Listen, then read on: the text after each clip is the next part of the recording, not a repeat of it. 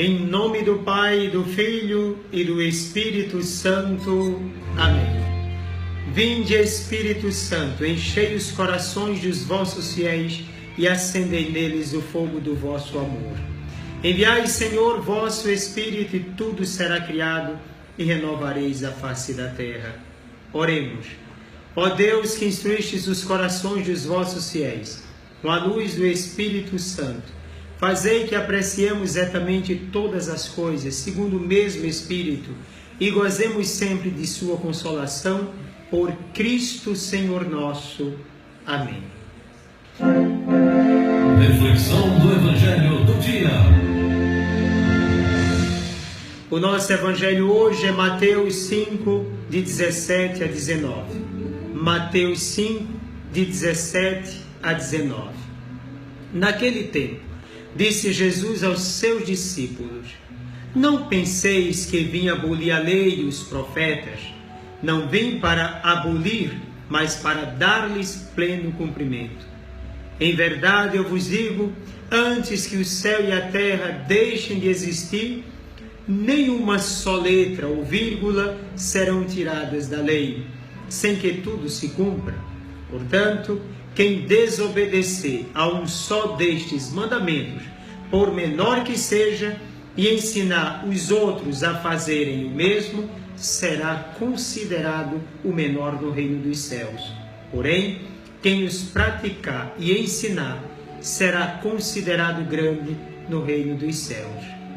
Palavra da salvação, glória a vós, Senhor.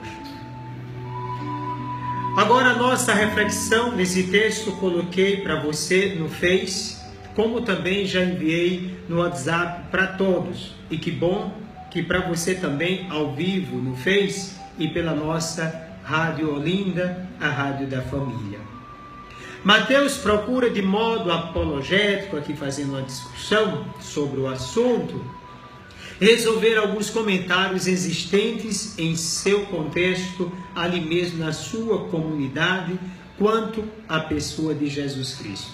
Convém lembrar que todo o Evangelho procura colocar no centro Jesus Cristo, dizer de fato quem é Ele, para a nossa salvação. Não havia problema quanto ao fato de se saber que Jesus era o Senhor, libertador, vindo do Pai para salvar. A questão se colocava no confronto entre Jesus libertador e a lei de Moisés. Alguns não tinham dificuldade em afirmar a vinda de Jesus. Não havia dificuldade. E essa vinda na condição de libertador para anular a lei de Moisés e estabelecer uma nova lei segundo sua convicção, uma vez que o consideravam maior que Moisés. Ou seja, nesse contexto de Mateus, alguns queriam inclusive que essa lei fosse superada lá no Antigo Testamento, colocada de lado, porque agora nós teríamos um novo Moisés, com outra forma de dizer as coisas, como se fosse uma nova lei, e aquelas caindo na caducidade, não valendo de nada, etc. Alguns pensavam dessa forma. E convém lembrar também que outros exageravam, no sentido de colocar toda a ênfase na primeira e esquecer que Jesus Cristo é a plenitude dessa lei. Certamente ele é maior que Moisés, segundo o contexto de Mateus, isso está muito claro.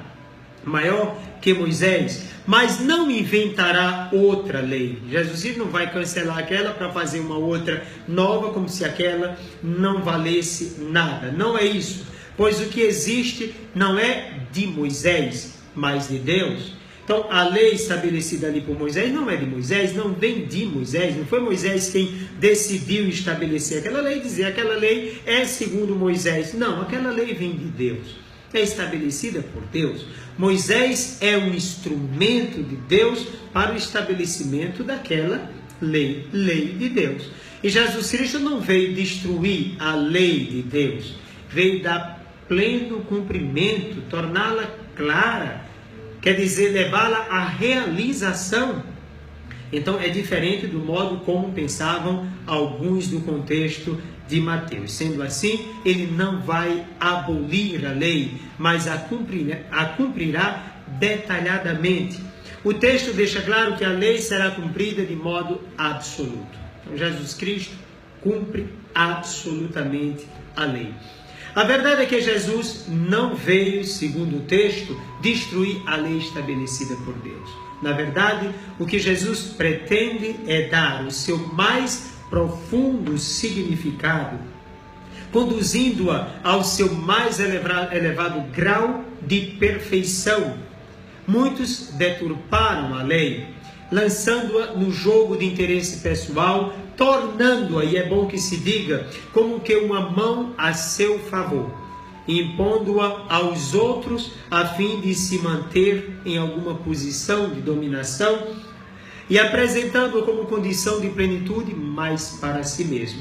Interessante, né? Como se usa a lei de Deus com objetivos escusos. Não são os objetivos de Deus os nossos interesses pessoais. Não se pode usar a palavra de Deus em vista de si mesmo. A palavra de Deus, a libertação, é para todos. Infelizmente, nem todos agem, nem todos pensam dessa forma, nem mesmo na época de Jesus Cristo. Como muitos fazem hoje. Por exemplo, quando usa a palavra de Deus, a Sagrada Escritura, com objetivos financeiros, como uma forma, digamos, capitalista de se ganhar no meio desse mundo e de um mundo contrário à vontade de Deus. Muitas vezes a lei é usada como mão de ferro para subordinar o outro. É verdade. Então as pessoas justifica com a lei, justifica com isso, com aquilo, quando na verdade estão querendo explorar. Jesus quer a lei no seu mais genuíno significado libertador. A lei liberta. Se não é libertação, então não presta. A lei, ela tem no seu objetivo maior trazer para o ser humano plenitude libertadora. A lei não escraviza, não cria dependentes, mas torna homens e mulheres livres. Isso não é a lei de Deus. Ela existe para todos, não para um grupo, uma sociedade, um povo. A lei de Deus é para todos os homens e mulheres de boa vontade que se colocam diante dele de todo o coração. A lei de Deus vem marcar a nossa vida de filho de Deus nesse relacionamento com ele. Nós somos feitos filhos na liberdade, para viver a liberdade. Somente em Jesus Cristo, a lei de Deus encontra sua plenitude, seu verdadeiro cumprimento, tanto nele em si, quanto na prática da sua existência. Em si mesmo, Jesus realiza com profundidade a vontade do Pai, voltando-se absolutamente para o Abá, o papai, o pai querido, forma e expressão de se dizer de uma criança, e era assim como Jesus Cristo se relacionava com o Pai, chamando-o de Abá. E dá-nos o Espírito, que também nós clama Abá, Pai. Cristo supera a lei sem destruí-la, sem negá-la, como revelação de Deus. Mostra-se como a revelação última do Senhor. Ele próprio como o tudo que o Pai quis dizer à criação, aos homens e mulheres de todos os tempos. Isso nós podemos ver, você pode anotar no seu caderninho, Mateus 17:5, também tratando desse assunto, Marcos 9, versículo 7, Lucas 9:35 também. Ele é o caminho, a verdade e a vida, João 14:6. Ninguém poderá chegar à glória do Pai prescindindo dele, prescindindo de Cristo, João 14:6, portanto, o mesmo texto. Então, em Cristo nós temos a plenitude. O que não deve existir é a negação da lei dada a Moisés. O Antigo Testamento é preparação para o Novo. É a lei como pedagoga, como base para o futuro, e essa é a mentalidade de Paulo. Paulo vai ver a lei como pedagoga, preparação para Cristo. Não absolutiza a lei, como pensava antes de ser cristão, nem também a relativiza tanto ao ponto de deixá-la sem sentido, mas vai utilizá-la no sentido de dizer, preparava para Cristo, apontava para Cristo. Então, a lei como pedagoga, base para o futuro, para a nova e eterna aliança. Rejeitar a lei do Antigo Testamento é o mesmo que arrancar as raízes de uma árvore e ainda querer que essa árvore continue viva. Muitos fazem isso. infelizmente. É uma forma de anulação da própria vontade de Deus. É uma interpretação completamente equivocada dos ensinamentos de Jesus, como fez um certo Marcião. Talvez uma forma de se pensar uma separação em Deus ou imaginá-lo confuso em si mesmo, o que é absurdo. Então jamais devemos pensar nisso. A Sagrada Escritura já tem essas duas dimensões. Tem o Antigo Testamento, a primeira aliança, e a nova e eterna aliança. A primeira aliança não é absoluta, absoluta em Cristo, a nova e eterna. Portanto, a primeira aliança prepara para a nova. E é interessante porque na Santa Missa, você percebe, nós temos uma leitura, geralmente do Antigo Testamento, fazendo a ligação lá com o Antigo Testamento e o Novo Testamento. Até liturgicamente, essa estrutura de primeira aliança e segunda aliança também está presente. Eu espero que você aproveite cada detalhe. E lendo a lei, lendo o Antigo Testamento, sempre na direção de Cristo. Não pode ser diferente. É a partir de Cristo que eu vou fazer a reta interpretação da palavra de Deus. Eu espero que você consiga. Eu espero que você atinja esse ideal querido, não é? Esse ideal de se mergulhar nessa palavra e ser verdadeiro em Cristo. Saiba que Cristo é nossa única condição de salvação.